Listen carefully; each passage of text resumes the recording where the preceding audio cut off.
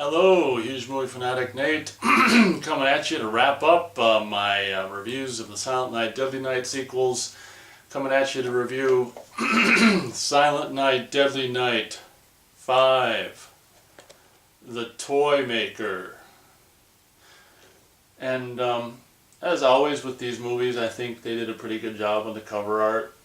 It's kind of interesting. I don't think I saw this movie until like early 2000s. When I probably got the tape previously viewed.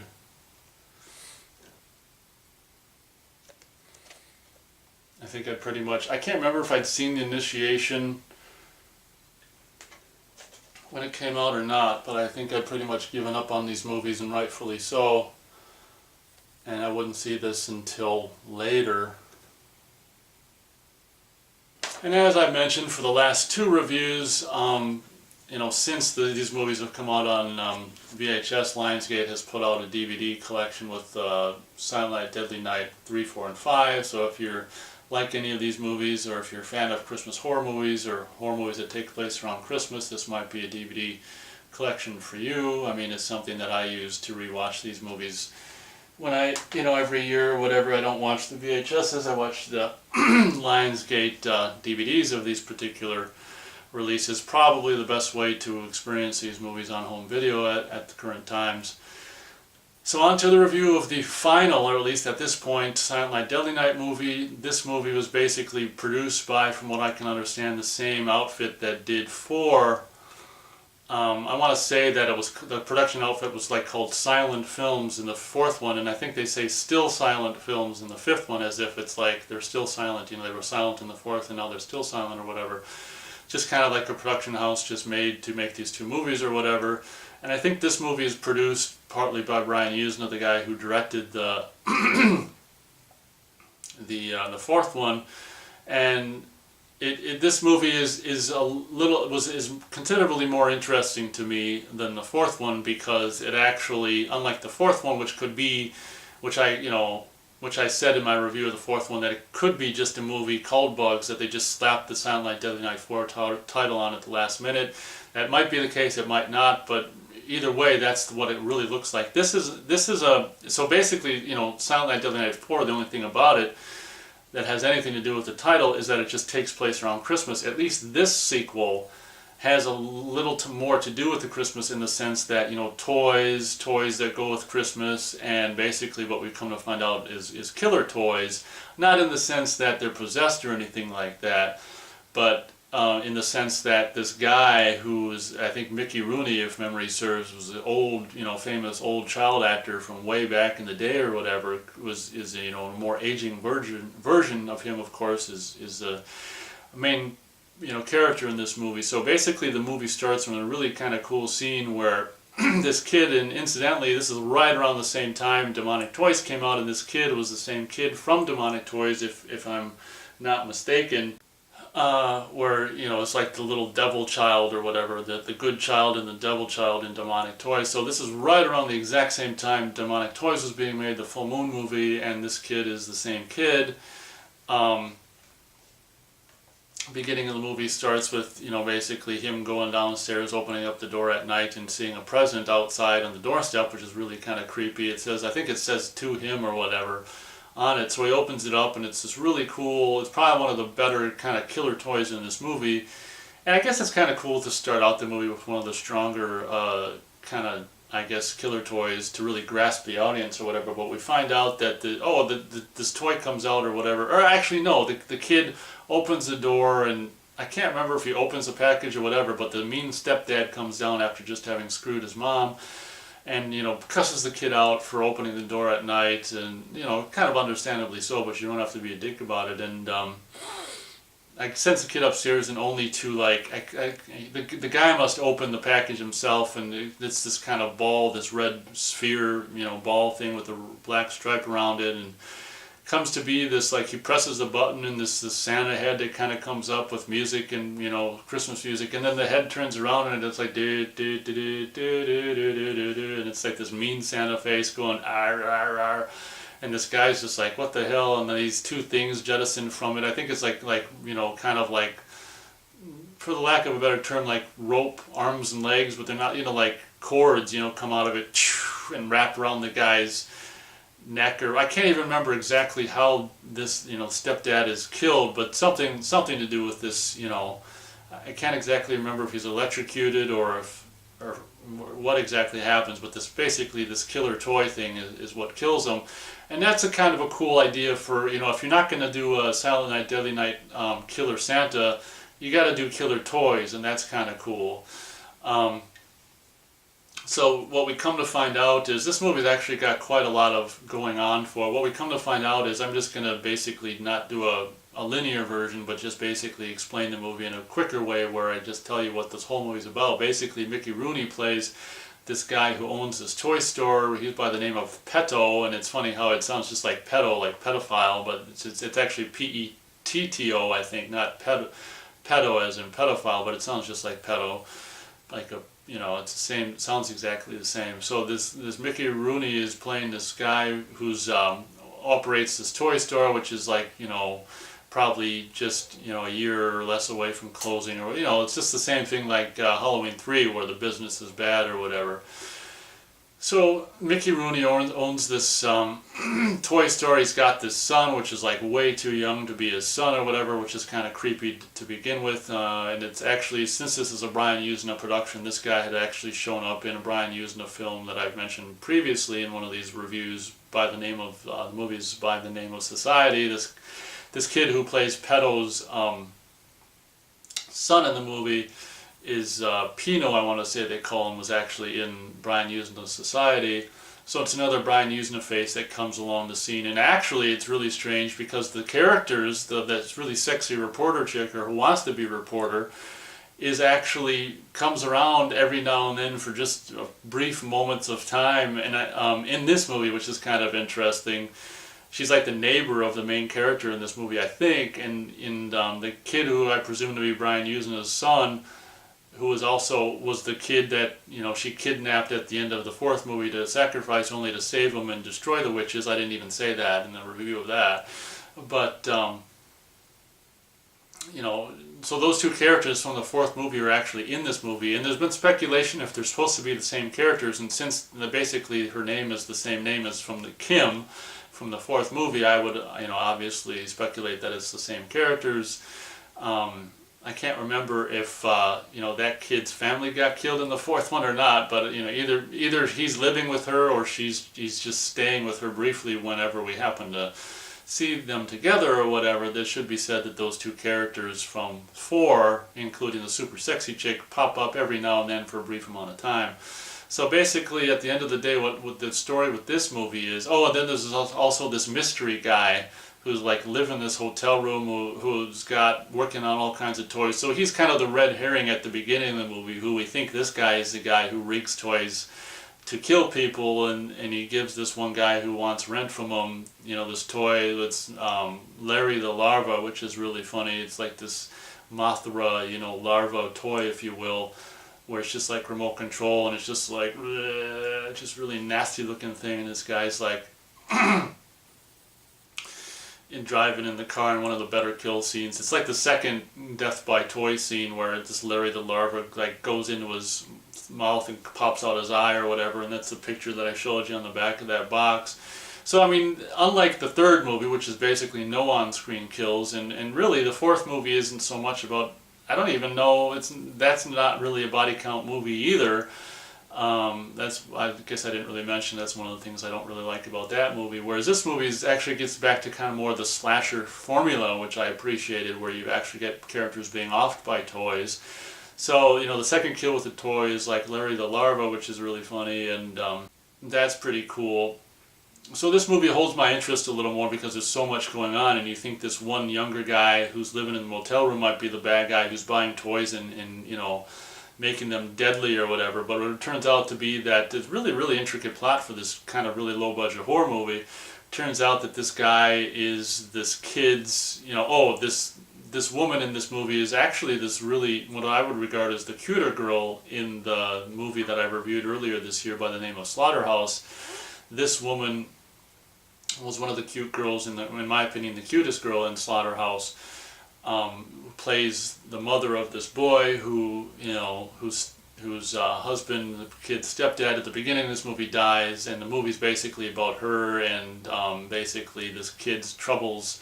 I think this kid didn't have any troubles until stepdad died. Can't remember if he witnessed stepdad die or whatever, but throughout the whole movie this kid doesn't talk. He's just, it's kind of a situation kind of like with the first Child's Play movie, where the movie spends a lot of time of the mother trying to pull her son out of his, comatoseness or catatonia, if you will.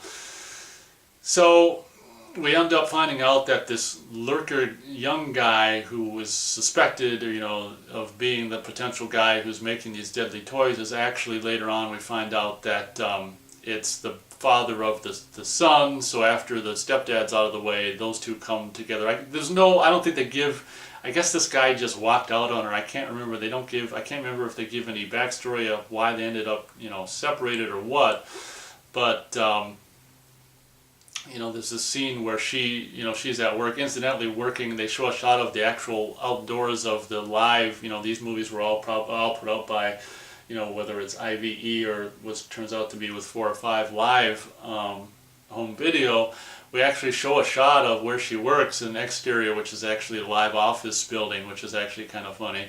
But in this really goofy scene where just towards the middle of the movie, where at this point we don't know if this guy's the killer or not, it doesn't feel like he is. It feels like he's a red herring or whatever. There's this scene where they get together in the parking lot, and it's just like, they just suck each other's faces, and obviously, I don't know. I can't remember what the specifics are with what happened with the end of their relationship, if he walked out on her, whatever. So they basically get together, and I think they screw, in the back of his Jimmy, his Chevrolet Jimmy SUV truck, at the same time that the babysitters are trying to, they're not really screwing, they're just kind of doing underwear on underwear, heavy petting, or whatever the hell you want to call it.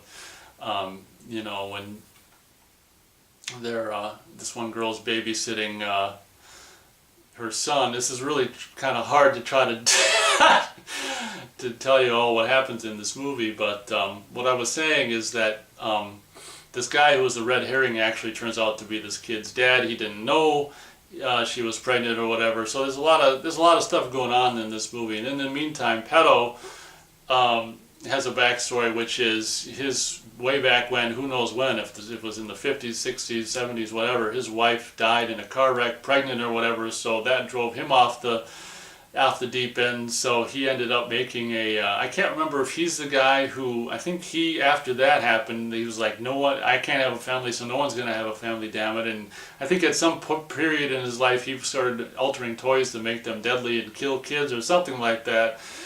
Kind of very similar to Halloween 3.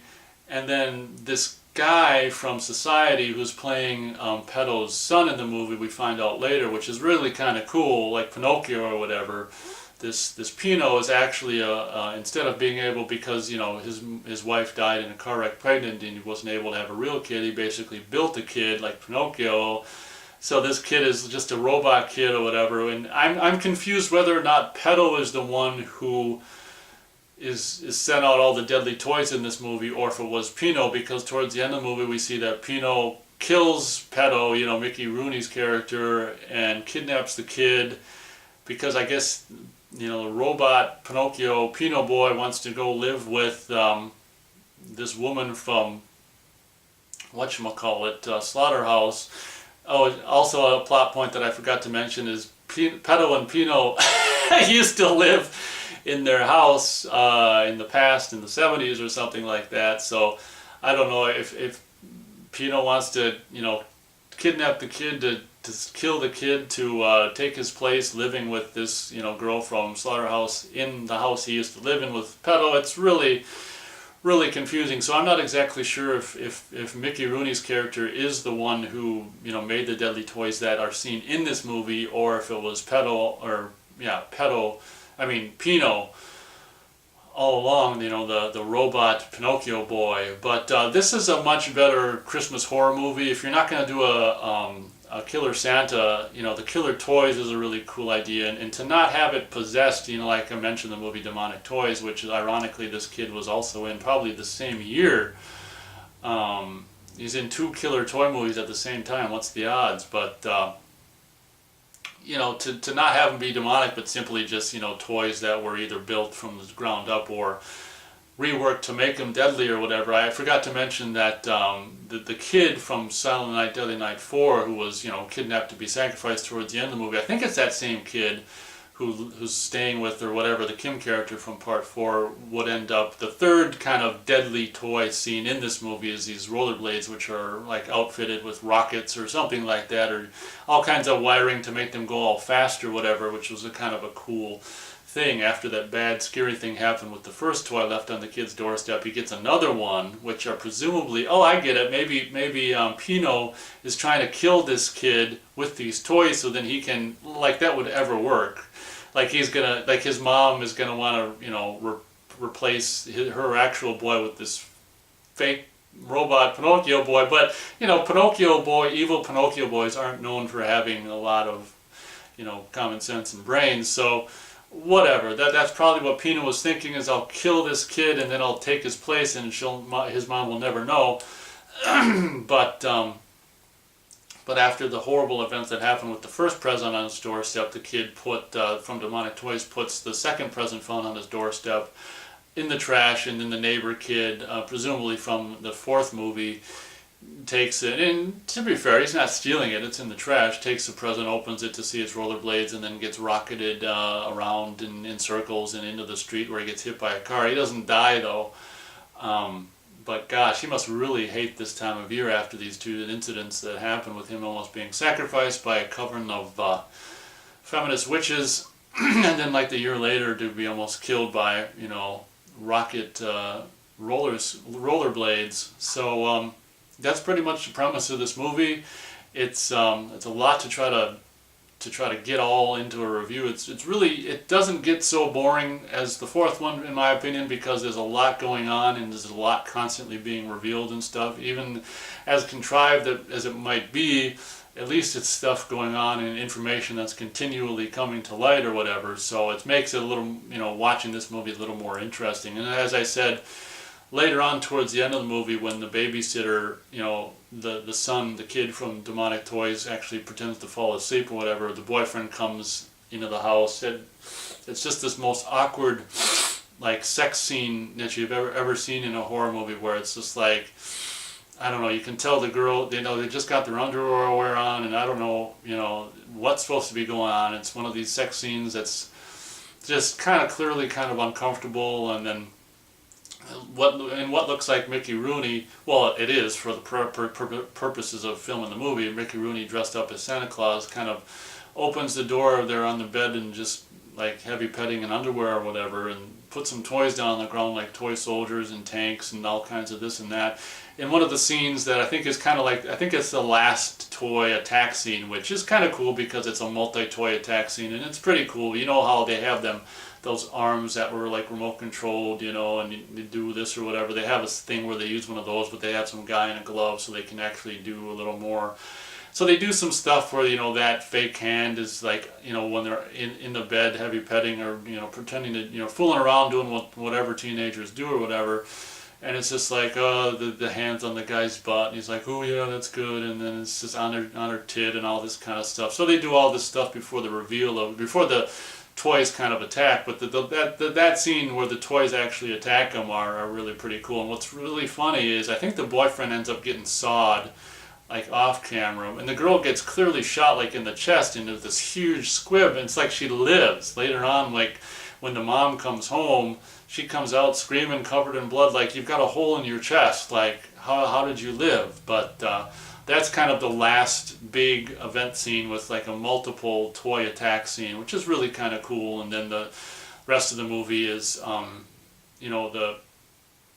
what was pedo it was presumably Mickey Rooney who kidnapped the kid, but it turns out to be it was just Pino with a pedo face. I mean, obviously he's a robot. He's a Pinocchio fake robot boy, so he just had a Mickey Rooney face he could put on, which ironically, you put the face on, all of a sudden he's all shorter and all fat like Mickey Rooney, but then you take the face off and put the boy face on and he's taller and he's skinnier, like, the boy, which is just, movie bullshit or whatever. But that's the premise of this movie. Obviously, happy ending at the end of the movie where, dad and mom save kid, kill Pino, which is the robot son of Mickey Rooney's character, and it's really cool how at the end of the movie, Pino is like completely takes his clothes off just to reveal obviously all this kind of crash test dummy, just look to him, which is actually kind of cool. They gave him fake hair and all this fake stuff to wear to make him look, and he's got a cool kind of a face to make him look like a Pinocchio boy. So the end of the movie, the climax, if you will, is actually kind of cool with this Pinocchio killer Pino boy, if you will. So it could have been a lot worse. It could have been part 4. So I actually will give Silent Night, Deadly Night 5 the Toy Maker 2 stars out of 4 stars. I'm not sure it deserves that. Maybe it's more like 1.5 stars. But at the end of the day, I think that it's got so much going on, and you gotta love the killer toy aspect. Like I say, if you're not going to do Killer Santa, Killer Toys is probably the next best thing. So I really appreciated what they brought to this movie after, the more or less humdrum 4th one. At least this one's got a little more ties to the Christmas holiday instead of just merely taking place around Christmas.